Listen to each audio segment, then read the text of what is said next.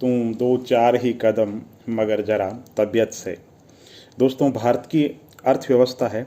उस पर कैसे पढ़ना है, क्या पढ़ना है, आप बहुत बार अनावश्यक तथ्य याद कर लेते हैं। आपको पता नहीं होता है कि क्या करना है और कैसे करना है। तो मैं आपको सवालों के साथ में बताऊंगा कि भारत की अर्थव्यवस्था कैसे पढ़नी है। और किताब सबसे पहले मैं आपको कहूँगा प्रतियोगी दर्पण का अतिरिक्तांक और NCERT जरूरी है। और उसके साथ में आप दत्ता सुंदरम पढ़ना चाहो, जैसे IAS में बैठ रहे हो या PCS में बैठ रहे हो, तो आपके लिए अनिवार्य है और पढ़ सकते हैं, क्योंकि हेल्पिंग वर्ब के रूप में बहुत अच्छी बुक्स है। बाकी बेसिक चीज़ों की अगर बात करें तो आपको पता होना चाहिए सबसे पहले कि जो भारत की जो अर्थव्यवस्था है ना, उसकी प्रमुख विशेषताएं क्या है, यानी प्राथमिक क्षेत्र क्या है, द्वितीयक क्षेत्र क्या है, तृतीयक क्षेत्र क्या है, प्राथमिक क्षेत्र में क्या आते हैं, उनका योगदान कितना है, प्राथमिक क्षेत्र का, द्वितीयक क्षेत्र का, तृतीयक क्षेत्र का। भारत की जो अर्थव्यवस्था है वो विकासशील है तो कौन कौन से पैरामीटर है, विकसित है या विकसित की श्रेणी में जा रही है तो वो कौन कौन से पैरामीटर है, प्रति व्यक्ति आय क्या है भारत में, व्यापार वाणिज्य की क्या स्थिति है, इंफ्रास्ट्रक्चर की क्या स्थिति है, मानव विकास सूचकांक के अंदर भारत की जो स्थिति है वो कैसी है, वैश्विक प्रतिस्पर्धा सूचकांक में भारत की क्या स्थिति है, व्यापार को डूइंग ईजी बिजनेस के अंदर भारत की जो स्थिति है वो कैसी है, विश्व की अर्थव्यवस्था के अंदर GDP की दृष्टि से भारत की अर्थव्यवस्था वर्तमान के अंदर किस स्थान पर है। ये जो चीज़ें हैं आपको ये आनी चाहिए। फिर भारत की अर्थव्यवस्था में कृषि के अंदर क्या है, आज़ादी के समय में कृषि के साथ में क्या समस्याएं थी। फिर प्रथम पंचवर्षीय योजना में कृषि पे जोर दिया गया। बाद में 66 तक हरित क्रांति का जो आगाज हुआ, रासायनिक खाद, बीज, कीटनाशक उनका प्रयोग किया गया, उससे उत्पादन बहुत ज़्यादा बढ़ गया। फिर 67 से लेकर के बाद के अंदर कुछ समय बाद में जो ठहराव आ गया कृषि के अंदर, वर्तमान के अंदर क्या स्थिति है, कृषि के लिए भारत सरकार के द्वारा कौन कौन सी योजनाएं चलाई जा रही है, कौन कौन सी स्कीम है, कौन कौन से इंस्टीट्यूट है जो सरकार के द्वारा स्थापित किए गए हैं, कृषि के साथ में समस्याएं क्या है, कृषि अभी भी पिछड़ा है, कृषि की जो स्थिति है पिछड़ी हुई है तो क्यों है, 20-25 कारण आने चाहिए कि साहब इन कारणों से भारत की अर्थव्यवस्था के अंदर कृषि के अंदर पिछड़ापन है, कौन कौन से सुधार हो रहे हैं, सरकार क्या कर रही है, सहकारी खेती क्या है, जैविक खेती क्या है ना, फवारा पद्धति क्या है, बूंद बूंद पद्धति क्या है। तो ये सारी कृषि से संबंधित जो शब्दावली, नया जो किसान बिल है उसके अंदर क्या क्या पॉइंट है अच्छे तरीके से आपको आने चाहिए। इसके अलावा भारत में जो प्रमुख उद्योग धंधे, तो सबसे पहले देखो भारत के प्रमुख उद्योग धंधे कौन कौन से, जैसे सूती वस्त्र उद्योग हो गया, चीनी उद्योग हो गया, कोयला उद्योग, इस्पात उद्योग, प्रमुख कारखाने कौन कौन से हैं, और अगर कोई कारखाना है तो किस देश की सहायता से स्थापित किया गया है, प्रमुख संकेंद्रण, यानी अगर किसी एक जगह पे ही वो उद्योग स्थापित है तो उसके क्या कारण है कि वो सिर्फ उद्योग वहाँ पर ही है, कौन सी एडप्शन है, अनुकूलताएं हैं जिसकी वजह से मान लो कागज उद्योग एक जगह पे ही है, इस्पात उद्योग एक क्षेत्र विशेष के अंदर ही, तो क्या कारण है, उसको कारण भी आपको अच्छे तरीके से पता होना चाहिए। लघु उद्योग क्या है, कुटीर उद्योग क्या है, कितने तक का पैरामीटर है तब लघु उद्योग कुटीर उद्योग कहलाता है, विश्व व्यापार संगठन के अंदर भारत की क्या स्थिति है, कृषि उद्योग व्यापार वाणिज्य के लिए सरकार के द्वारा अभी तक कौन कौन सी कमेटी, कौन कौन सी आयोग है उनका गठन किया गया, सेवा क्षेत्र के अंदर क्या स्थिति है, और वर्तमान के अंदर अर्थव्यवस्था के अंदर सेवा क्षेत्र का योगदान जो बढ़ता जा रहा है, कौन कौन से ट्रेंड है ना, अनौपचारिक जो क्षेत्र है वो क्या है। इसके अलावा बैंकिंग तंत्र के बारे में पता होना चाहिए, प्रमुख जो बैंकें हैं वो कौन कौन सी है, बैंकों के कार्य क्या है, प्रमुख जो वित्तीय संस्थान है उनके बारे में अच्छे तरीके से पता होना चाहिए, बैंक अनुसूचित बैंक क्या है ना, क्षेत्रीय बैंक क्या है, ग्रामीण बैंक क्या है, जो कोऑपरेटिव जो बैंक है वो कौन कौन से बैंक है, नेशनलाइज जो बैंक है वो बैंक क्या है, बैंकों को लेकर के कोई नया कानून या नई कोई व्यवस्था सरकार ने लागू की गई है, बैंकों की जो रिकवरी है वो वसूल नहीं हो पा रही तो क्या कारण, इस तरीके से बैंकों की जो समग्र स्थिति है वो आपको पता होनी चाहिए।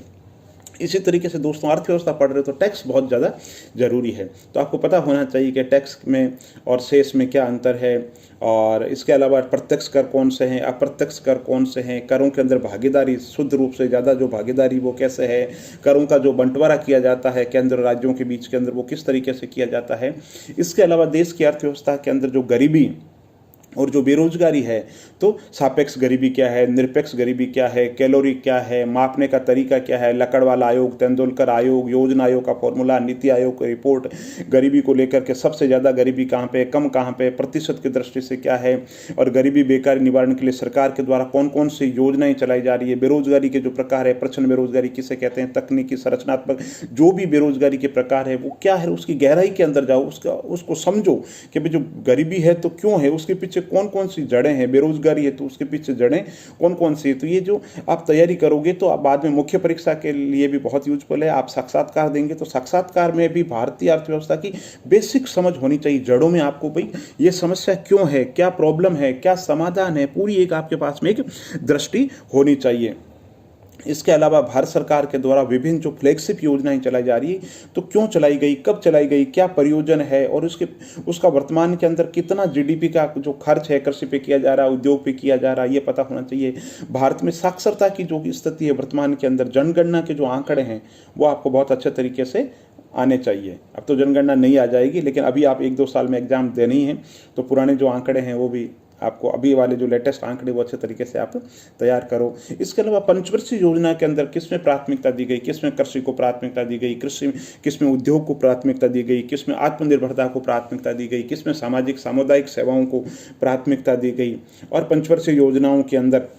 अभी तक जो हमारे जो नियोजन है उसकी उपलब्धियां क्या रही इतने सालों के अंदर, जो हमारा जो प्लानिंग तंत्र है उसमें क्या है, फिर योजना आयोग को क्यों खत्म कर दिया गया, नीति आयोग क्यों बनाया गया, राष्ट्रीय विकास परिषद के क्या कार्य हैं, वित्त आयोग के क्या कार्य हैं, केंद्र राज्य जो संबंध वित्तीय संबंधों को लेकर के जो विवाद है, किन कारणों से विवाद है, इस तरीके की जो चीज़ें पता होनी चाहिए। इसके अलावा इस साल का जो बजट लेटेस्ट, जिस साल आप एग्जाम में बैठ रहे हो उस साल के बजट के प्रमुख पॉइंट आपको पता होना चाहिए कि राजकोषीय घाटा क्या है, राजस्व घाटा क्या है, ये है ना। 1 रुपया अगर केंद्र सरकार को आता है तो 1 रुपया कहाँ से आता है, 1 रुपया जाता है तो कहाँ पे जाता है। बजट के अंदर जो महत्वपूर्ण योजनाओं की जो घोषणा की वो बहुत अच्छे तरीके से आना चाहिए। इसके अलावा आर्थिक समीक्षा भी अच्छे तरीके से आपको आनी चाहिए। आर्थिक समीक्षा को पढ़ो, उसके शॉर्ट के अंदर आप अपने नोट्स बना लो ताकि आर्थिक समीक्षा आपको बार बार नहीं पढ़नी पड़े। इसके अलावा राष्ट्रीय आय क्या है, प्रति व्यक्ति आय क्या है, जीडीपी क्या है, एनएनपी क्या है, ये जो चीज़ें हैं आप इनको समझो। इसके अलावा अर्थशास्त्र के अंदर जो महत्वपूर्ण जो शब्दावली है उस शब्दावली पे जोड़ दो, जैसे परफॉर्मेंसिंग जो बजट है वो क्या है, जीडीपी बजट, ये अपना शून्य आधारित बजट क्या है, परफॉर्मेंसिंग बजट क्या है, जेंडर बजटिंग क्या है, एनवायरमेंट से संबंधित जो शब्दावली है वो देखो आप। तो महत्व शेयर बाजार की जो शब्दावली है उनको समझो। विभिन्न जो अंतर्राष्ट्रीय संगठन है उन पे अच्छे तरीके से तैयार करो कि भाई वर्ल्ड बैंक क्या है, अंतर्राष्ट्रीय मुद्रा कोष क्या है, WTO क्या है, WTO के क्या कार्य हैं, है ना, ब्रिक्स क्या है, उभरती जो अर्थव्यवस्था के जो इंडिकेशन है उनके बारे में देखो। और वर्तमान के अंदर अर्थव्यवस्था के अंदर 1 साल का जो लेखा जोखा है अर्थव्यवस्था के अंदर, क्या मंदी की स्थिति है तो मंदी क्यों है, मुद्रास्फीति क्या है, मुद्रा अस्फीति क्या है। तो एक भारत की जो अर्थव्यवस्था के प्रमुख जो पैरामीटर है, इस तरीके से आप बेसिक पहले चीज़ों को समझो, फिर और नोट्स बनाओ। और फिर नोट्स के अंदर जैसे आपने 2-3 किताबों से नोट्स बना ले, प्रतियोगिता दर्पण से, है ना, या दत्ता सुंदरम आपने पढ़ी तो बार बार दत्ता सुंदरम मत पढ़ो। एक बार आपके जो भी है आपके 150-200 जो शब्दों के अंदर लिख लीजिए। जैसे कोई भी टॉपिक है ना, जैसे आप यूँ समझ लीजिए कि भारत का बजट है तो आप 2 पेज में उसको तैयार कर लीजिए, फिर उस बजट को मत पढ़िए। तो शॉर्ट के अंदर नोट्स बनाओ, जो भी स्तरीय पुस्तक आप हेल्प ले रहे हो उससे शॉर्ट के अंदर नोट्स बनाओ ताकि बार बार टॉपिक को पढ़ना नहीं पड़े, फिर उसी का रिविजन करते रहो। कोई नई चीज़ मिले तो आप उसका रेफरेंस देते हुए उसको नोट कर लो। तो कहने का मतलब है भारत की अर्थव्यवस्था बहुत ही इंटरेस्टिंग है, आप पढ़ो, है ना, तो आपको रुचि विकसित होगी। और अर्थव्यवस्था से घबराओ मत, डरो मत, और जो परिभाषिक शब्दावली है उसको आप अच्छे तरीके से देखो और चीज़ों को समझो। जब आपको पता चलेगा जीडीपी क्या है, एनएनपी क्या है, तभी आपकी रुचि विकसित होगी। बहुत बहुत धन्यवाद। अगर वीडियो अच्छा लगा तो आप इससे लाइक कर सकते हैं, और चैनल पे नए हैं तो चैनल को सब्सक्राइब कर सकते हैं, और अच्छा लगे तो आप दोस्तों के साथ में वीडियो को साझा कर सकते हैं। बहुत बहुत धन्यवाद दोस्तों।